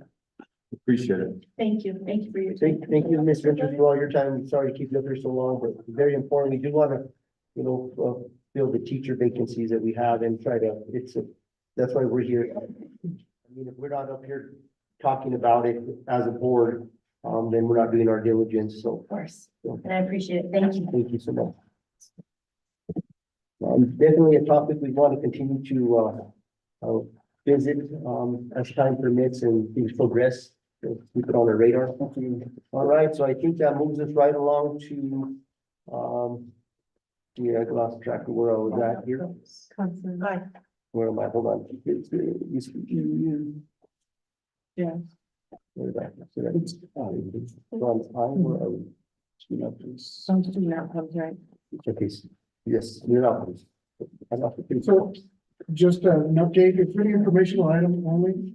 One of the things that, being part of the conference is to recommend we start including student outcomes in our board meetings so that we can speak about the students and their academics as well as any other outcomes that we have during the school year. And so having said that, what we'd like to strive for is to get at least half of the board agenda items to talk about our student outcomes. And student achievement, correct. And so I wanted to put this as more informational that in the future board meetings, we are going to have a section for student outcomes, which includes achievement specifically so we can refocus on our academics and refocus on the achievements of our students. And we have the young women who would report to us on different sports and stuff like that. It would be awesome maybe if we could include a student in reporting the outcomes. So I think Dr. Layton is being that he's new to the district. So the high school usually, we typically had a school board student representative that is a member of the leadership class at the high school. I'm not sure exactly how they were selected. Sometimes they're nominated by board members, might bring a name forward. If you could talk with Mrs.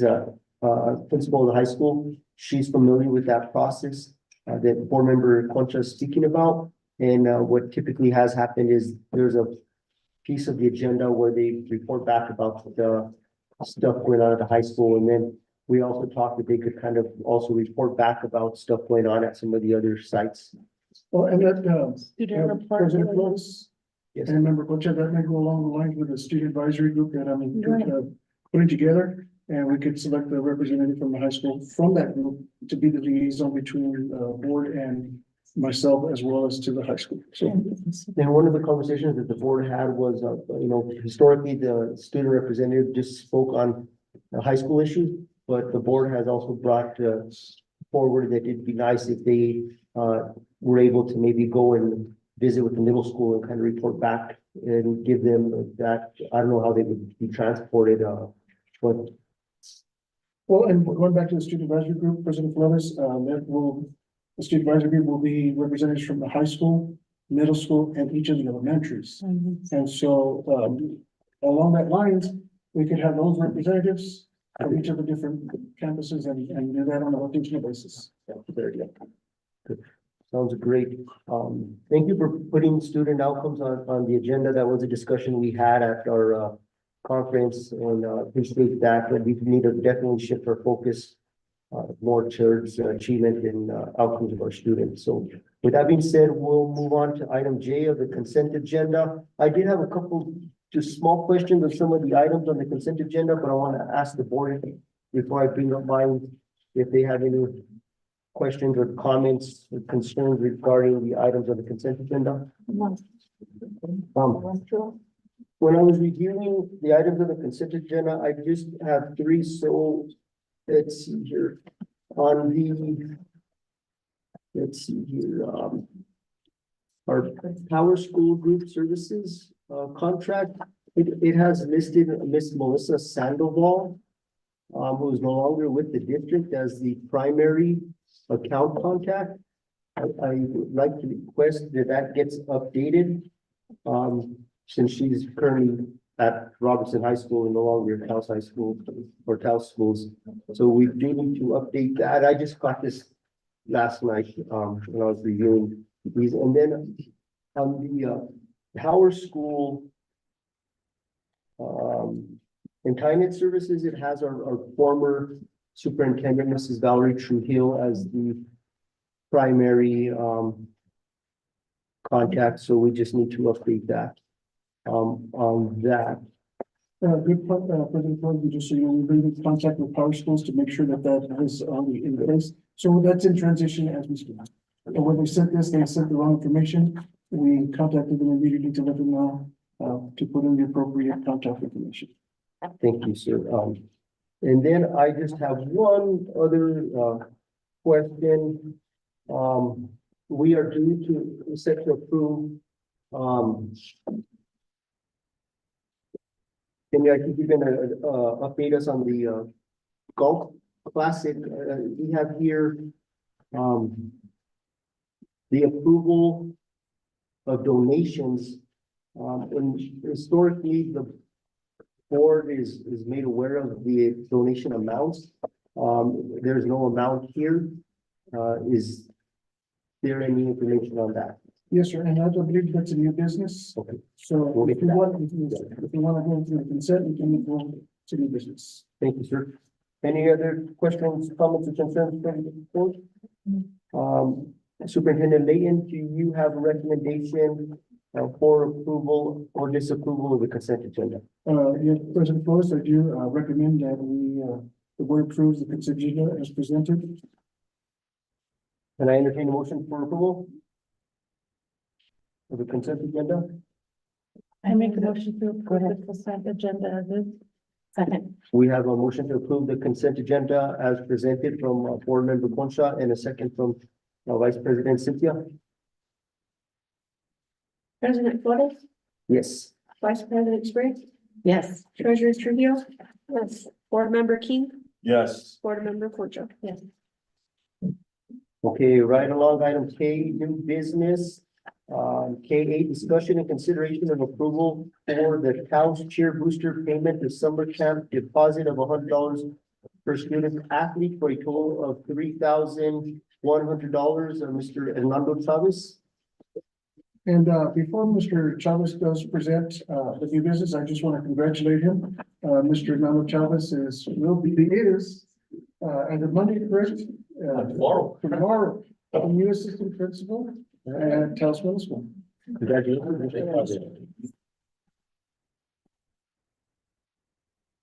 You, board member, or board president Flores, Dr. Layton, and members of the board.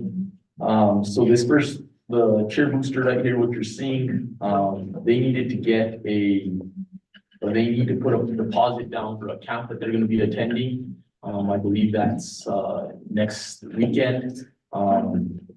And through their parent cheer booster, they pledged $3,100 to help with basically hold their spot in camp. The remainder of that, the cost of the camp will be covered through their activity account through, Taos Municipal Schools. Any questions?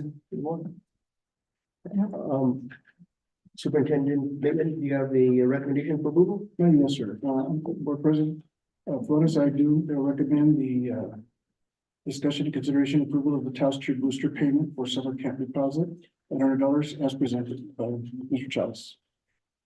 I'll make a motion to approve. Second. I have a second from Vice President Cynthia. Could you please call for the roll, Madam Clerk? President Flores, Yes. Vice President Spring, Yes. Treasurer Trio. Yes. Board Member King, Yes. Board Member Concha. Yes. Okay, we got item KB, which is discussion and consideration of approval of recap of the inaugural Taos Golf Classic held July 13, 2024, and approval of donations of Mr. Hernando Chavez. So before Mr. Chavez does present, I do want to first again congratulate him as the middle school principal, but in that same process, we did have to name an interim athletic director. So I'd like to welcome to the podium our interim athletic director, Mr. Johnny Olguin. And congratulations. And he's also our new football coach. Yes, that is correct. Welcome, Mr. Olguin. Congratulations, board, pleasure to have you. So as you know, this past weekend around, I'm sure you might have heard about it, the inaugural Taos Golf Classic was held over at the Taos Country Club. This was the brainchild of Mr. Odin here, so I'm gonna just turn it over to him and let him discuss that a little bit more. All right, welcome, Mr. Thank Olguin. you for having me. First off, this was, something that I wanted to do to increase the, promotional thought of, how we were gonna help the athletes. And I wanted to include everybody, every department, every sport, and, eventually I would like the faculty to be involved as well. But, right now, the goal is to, take care of the athletes, and I say student athletes, because that's what they are. And I want to protect them, I want to heal them, and I want to develop them. And what we have is, I keep saying Texas, but it's Taos Enhancement Fund, Taos Athlete Enhancement Fund is what we have going under the amount of money that we put into it. Right now, it was under 3,000 that we collected and I turned in. But there is a check waiting for me at Taos Country Club that I gotta pick up. And there's some other items coming in from some of the athletes that were here and other sponsorships. So we will make sure that we put those in as soon as we can within the time allotted. You know, as a young man growing up in this town, a lot of the things you guys are talking about that really affected me. For the first part was that I grew up as a single parent kid in Cruz Alta. And I had to really fight myself to get to the point where I was out of this community and being able to evolve as a man, as an athlete. And when I got to college, I wasn't ready. I transferred here when I went to Los Alamos when I was a junior. And when I got there, I read at the 9th grade level, 10th grade level. But I had straight B's and C's and I had good grades. So if it wasn't for that period there, I don't think I would have been able to attend college. And when I went to college, I wasn't ready for the athletic test that I was about to have. I wasn't developed and I was used to always being the best. And so when I got there, I had to really be challenged and I wasn't capable of navigating the waters, I would say. And so I got in trouble. and I ended up having to go play my last 2 years at New Mexico Islands. And when I look at these children or these kids or these young men and women that I'm with, I see the same concepts going on. And so what I want to do is to build a facility with the help of you, of course, and I want to be able to not just use it for football, but for use it for all athletes. And I also heard of a program called Restorative Justice. And I think if I didn't have those avenues to channel my strength, my ankles and whatnot, I think I would have been in a lot worse shape than I am now. And so as I look at these young men, that's what I see. I see me. And I know I could help them because of the experiences I've had. And I've been in maybe 7 different colleges. And I have nothing but these type of athletes around me. And so it's very comfortable for me to be around them. And the one thing that has stood out to me the most is that their work ethic. We come from a blue collar community, and we're all workers. And these kids are a lot older than they seem. They have jobs. They go to work, they come back, they do everything you ask of them. And so with this wellness grant we got, we want to turn the weight room that we have now into the training room. Because I believe if we could heal them, then we could develop them, then we could get them to college as student athletes, and they could have better lives for themselves. And maybe they'll come back too. And so this golf tournament was about that. And then not only that, but as we had football players and cheerleaders there. And they had to speak. Some of the football players spoke, the ones that wanted to. And the ex-players that were here, there's probably maybe 20 people that were coming up from out of town, California, Colorado, all from families around here. And for them to be up there and project themselves as young men and women is important. And so that was the focus of it. It wasn't necessarily to make money as much as it was to promote who we are and to brand ourselves. And President Flores, and some of the donations, the reason the amount wasn't there, so as the tournament was this past weekend, there's been collections of it, so there wasn't a specific amount, but we keep collecting from different programs. So to answer your original question, that's why there wasn't a specific amount. It's donations that are keeping coming from the golf tournament itself. Thank you. We'll definitely have no problem approving that. If you could just report back to the board at some point in time, the amount that was collected, just kind of in historical, the finance of the district is, we only have a few responsibilities, and we take pride in those few responsibilities that we have. But read about the golf tournament in the paper, heard a lot of good things about it. We were at a conference.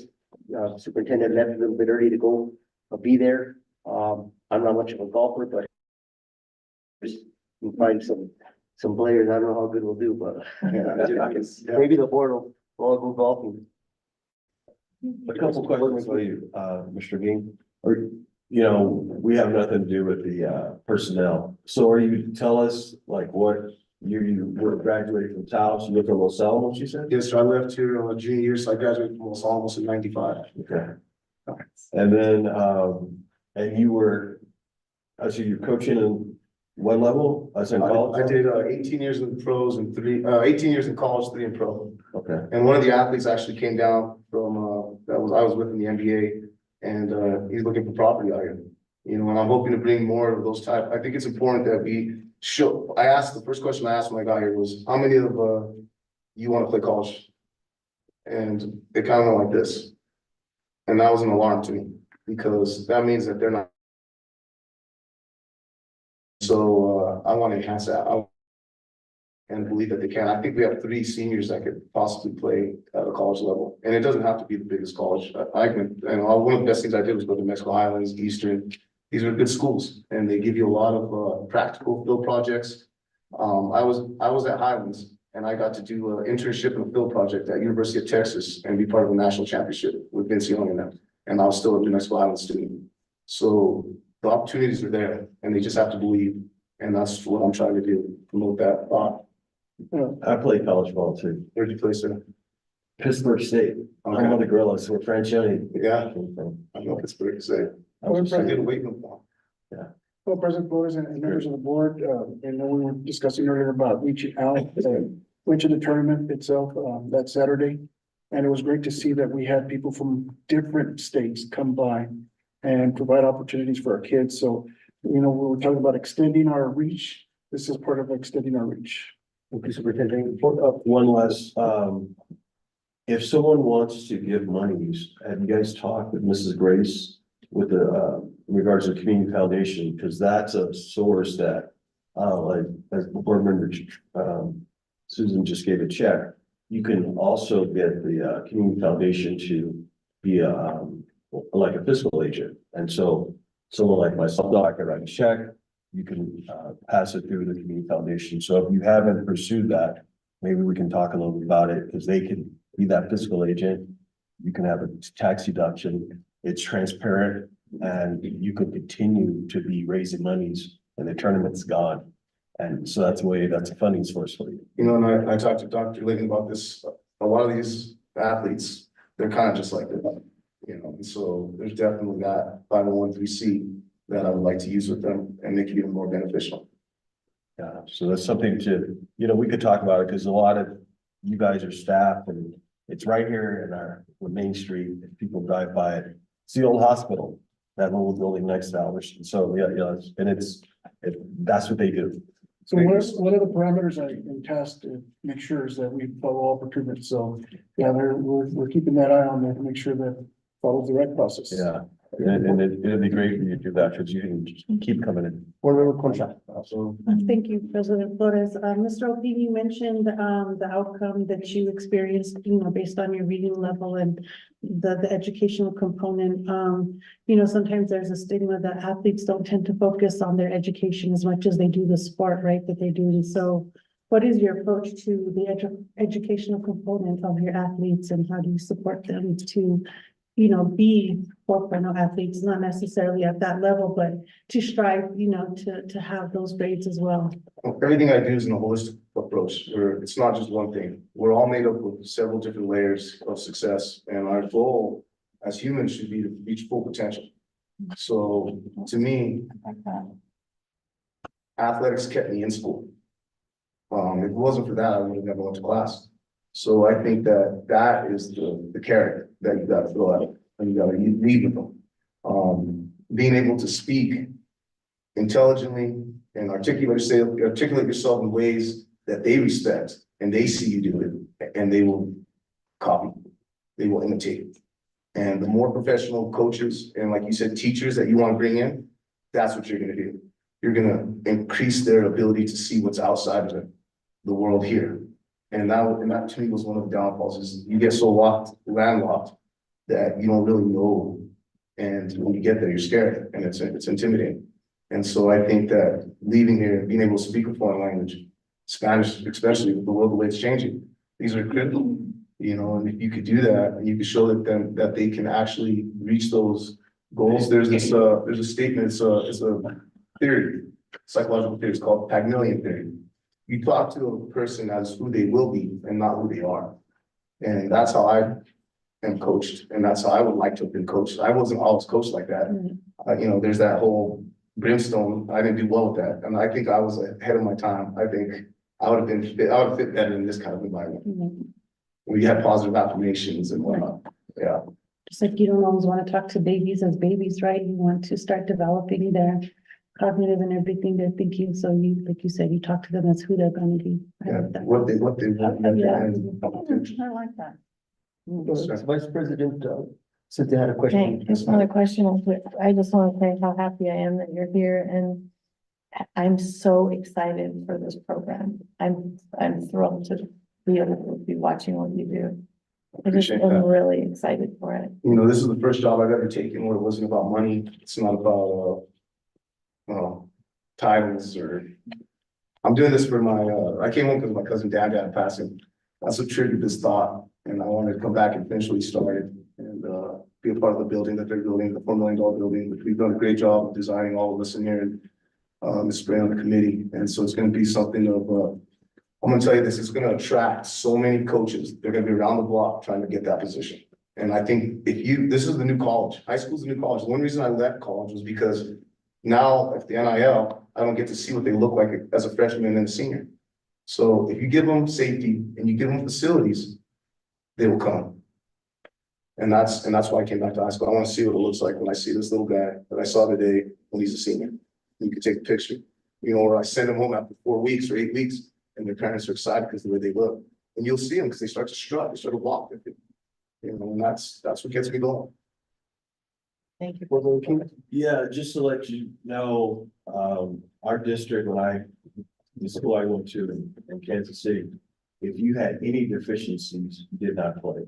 Okay, I've been in town since '89, so any deficiencies, if the kid can excel on the field, he can excel in the classroom. And I'm glad to know and hear that you are setting that standard because they know it. And when we pick Superintendent Lee, this firm says you gotta reach them before you teach them. And that's you're engaging them, and they want that, and just like a parent. You know, the kid may not like it now, but as you know, we all know, you grow and mature, and you're like, that's the best thing that I had was discipline. I knew where the line was at, so I wish you the best in that regard. Appreciate it. Thanks, sir. Mr. O'Dean, just some closing comments.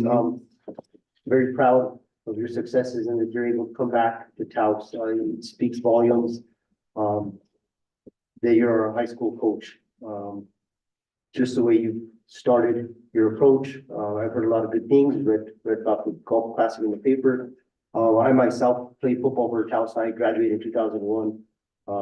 Was a district champion on the 1999 team with Coach Hearn. We went to the semifinals that year, got our butts kicked by Artesia. But my story has a little bit of commonality to you, in the sense that I also was raised by a single parent. Get out of football practice, go to work till 10 o'clock at night, go home, do homework, wake up, go to school. It was rough, but you know, we're here serving our community, and it speaks volumes. And I look forward to working with you and supporting you. And I know this board will support you. Very happy to have you here. Thank you very much. And, Mr. Chavez, I just want to thank you for your service as our interim athletic director. You know, you carry the torch well. Proud of you also that you're our assistant principal there at the middle school. I think the middle school is going to do very well with you there at Calm, and look forward to continuing to support you as well. Very much, and thank you all for your support as well. Thank you, sir. Moving right along to approve. Yes, recommendation for president, if we could, recommendation to approve discussion and consideration for the recap and inaugural Taos Golf Classic and approval of donations. Yes, sir. So Superintendent, I believe we did approve that on the consent agenda, but being that it's listed here, I'm mistaken, right? This is on the consent agenda, or was I mistaken? No, I'm mistaken. We all make mistakes, right? With that being said, I will make a motion to approve the discussion and consideration of the recap of the inaugural Taos Golf Classic held July 13th, 2024, and approval of donations.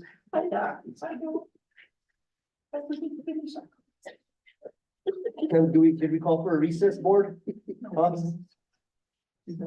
done.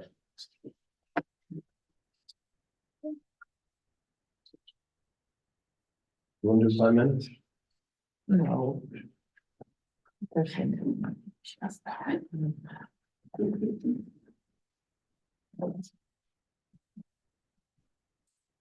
Okay, moving along. We have a recommendation for approval to approve item KP. Discussion and consideration of approval of recap of the inaugural Taos Golf Classic held July 13th, 2024. We have a recommendation from Superintendent Layton. I will make a motion to approve with one request that at some point we can know the final amount of approval since it's still being accumulated. Second. We have a second from Vice President Cynthia. Can you please call for the roll, Madam Clerk? President Flores, Yes. Vice President Sprague, Yes. Treasurer Trujillo, Yes, Board Member King, Yes. Board Member Concha. Yes. Okay, item KC, discussion and consideration of approval of external evaluator full service community schools grant. Mrs. Victoria Sanchez Esteban, District Community Schools Coordinator. I want to thank you all for your patience tonight. We'll be looking forward to this item. I always have to follow really cool people, so. So You can do it. Vice President Spain, members of the board, Superintendent, Israel, all those in attendance tonight. So the full service community schools grant that we do have, federal grant, does require external evaluation, which is great because we can stand up here and say how fabulous we are all day long, but we do need that objective, impartial, second pair of eyes to come and look at what we're doing. And so what the whole purpose of external evaluation is to ensure that we're keeping time on task. We are meeting objectives and goals. We're meeting deliverables. We are meeting the deadlines for reports and APRs, annual performance reviews, and that we are working within the district. And it's not just in a silo. We want to make sure that faculty, students, administrators, principals, everyone knows the program inside and out. And so tonight I'm very pleased to let you all know that we have a scope of work and a quote from a highly reputable, extremely experienced company. This is David F. Trujillo and Associates. This company is nationally known. They are from New Mexico, and Mr. Trujillo, of course, is the principal of this company, but we will have Ms. Anita Bringus will be our primary evaluator for the grant. And so I couldn't be more pleased to bring this information to you. I know we had a little bit of a hiccup on the agenda, but I am looking for approval for this evaluator so that we can start working on it. This is written within the federal full service community schools budget. It does not cost the district a dime. It is written into the grant and it is a requirement. So we are in the second year of the federal grant. We're right in the middle of it. It runs on federal fiscal. It's not the state fiscal. So we're smack dab in the middle of the second year. And so we are running a little behind on our evaluation services. So I'd really like to get this, I've been running this as quickly as possible. Can we ask if Mr. Trio could come and speak briefly about yourself and your company? Are you traveling all the way down here, not just to sit there, nothing? Although I'm usually pretty happy just to sit. Actually, let me see what I can remember. It is kind of late for me. That's my nap time. I actually retired from UNM House 9 years ago. And since then, I've just been consulting. I've actually been a consultant in external evaluation of federal grants for close to 40 years. Probably more than 40 years, I lose track. And mostly in higher ed, but also in K-16 initiatives in Colorado specifically. It's part of a national initiative there. And what we've always focused on, my company and my associates, my team, is capacity building and technical assistance, not just telling people where they're falling short on objectives and activities, but helping them, providing guidance and advice. Because we've always been very mission driven. That's sort of the whole point of the company that I run. In that we want to make institutions who get a grant better, because we're interested in the success and the achievement of the students that are affected by these federal dollars, right? And it's a huge opportunity for districts like this, for grantees of federal awards, to improve themselves, to have an impact on student lives. Because I don't know, probably like most of you, I was a first generation college student and I was a poor kid and I probably shouldn't have made it through school, but I had people who helped me. I had access to services and that made all the difference in the world. And I'd like to see that for the kids here in Taos. So. Thank you. Yes. Spoke well. Thank you, sir, for being here tonight. And Mrs. Santos Devon is looking for approval. The information was provided in the board packet for review. We have Ms. Anita Bringus who will be working with you. She comes with high recommendations. I've worked with Mrs. Bringus before, and I know she's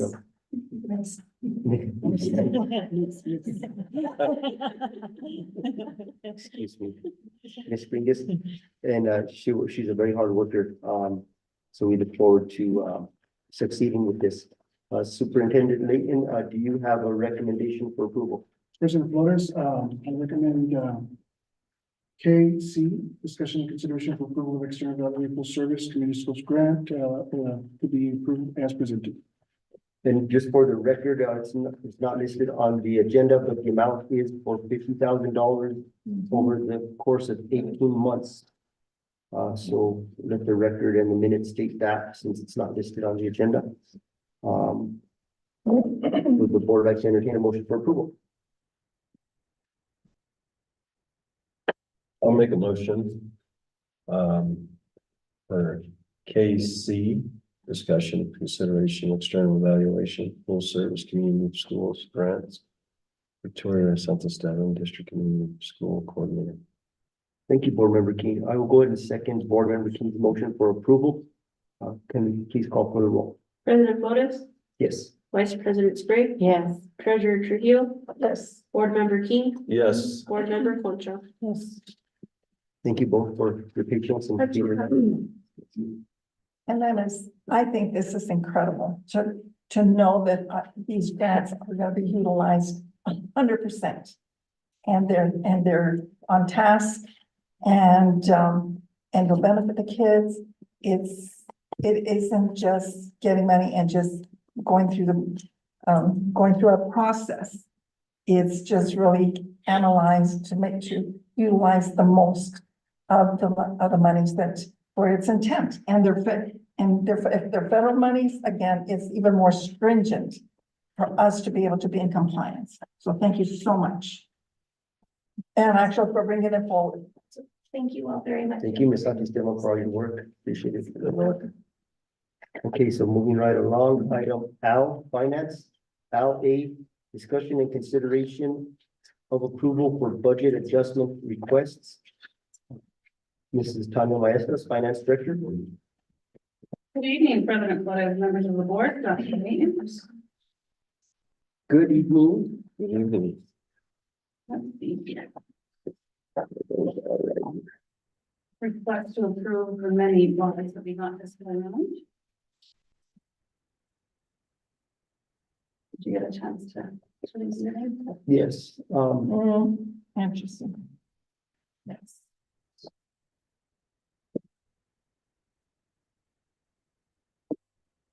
I don't have any questions. I'll put you guys a little, I like it. box on the bottom so you can kind of see what's going. This must be, They can give you a color copy. yeah, no, this is fine. Yeah.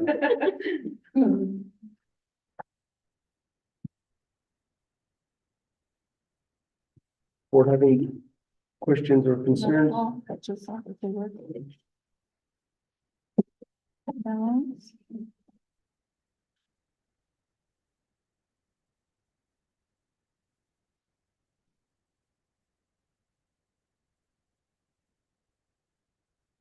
Is there anything, Ms. Maestas, that we should be aware of that comes to mind? These moves are either like initial bars where we're getting new money. So you'll see like the initial budget for new funding, those are the IBs. The increased ones is where like we're getting carryover, they're sending us like, additional money that was owed to us, so we're adding those in. The transfer bars are where our program people request from the finance office, like permission to move money, within their funds. So maybe you guys know the whole explanation kind of how a bar works. Yeah.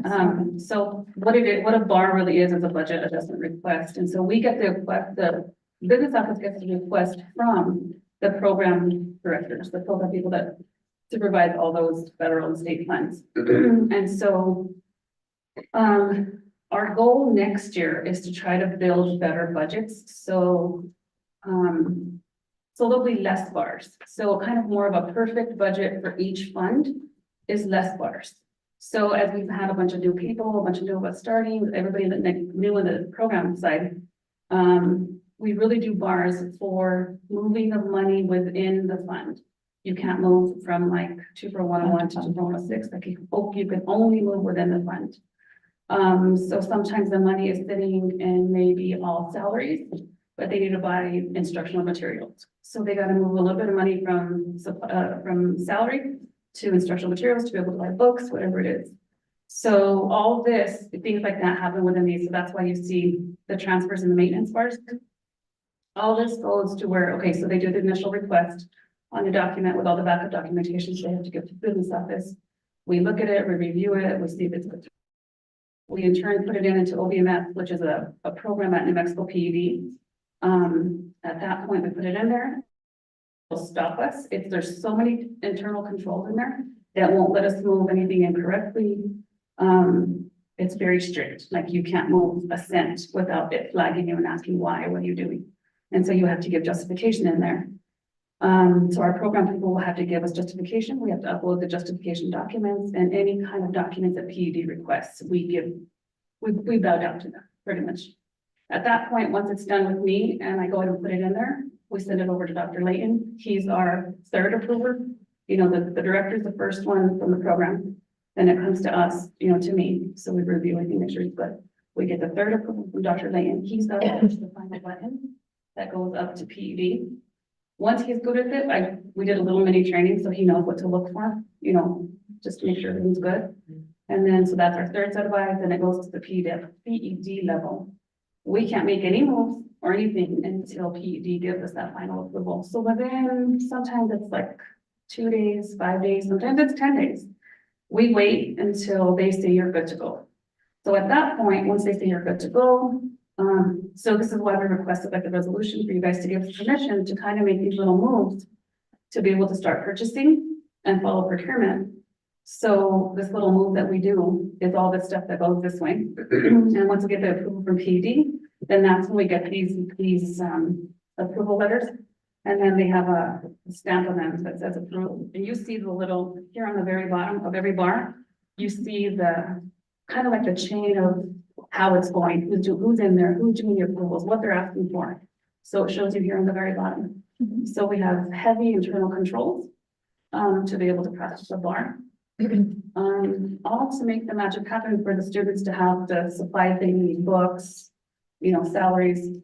So our goal next year is to hopefully sit with every single director, program person to say, okay, set your budgets a little bit more strategically. So we have less bars. I'm glad you said that, because that was my comment. Why are we just approved the budget, but why are we having bars so soon? And again, it's,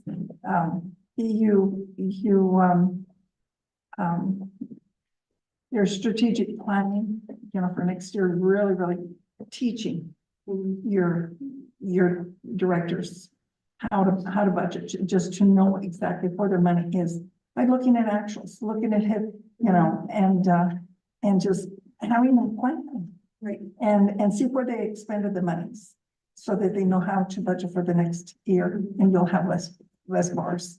But again, I like what you would say, and it's all a learning. It's huge, and budgets are an interesting way of doing business. But I like